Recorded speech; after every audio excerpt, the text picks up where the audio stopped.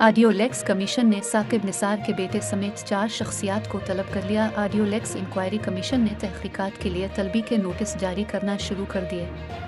ज़राए के मुताबिक मुबैना एडूस से जुड़ी 4 शख्सियात को 27 मई को तलब कर लिया गया है, जिनमें सदर सुप्रीम कोर्ट बाराबिद ज़ुबैरी और ख्वाजा तारिक रहीम एडवोकेट भी शामिल हैं। ज़राए का कहना है कि सहाफ़ी अब्दुल क़य्यूम सिद्दीकी और साबिक़ चीफ जस्टिस साकिब निसार के बेटे नजम साकिब को भी 27 मई को तलब किया गया है।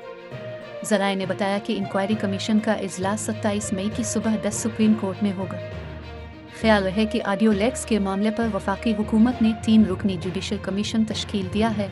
सुप्रीम कोर्ट के सीनियर तरीन जज जस्टिस काजी फ़ाइज़ ईसा की सरबराही में कायम कमीशन में बलोचिस्तान हाई कोर्ट और इस्लामाबाद हाई कोर्ट के चीफ जस्टिस शामिल हैं।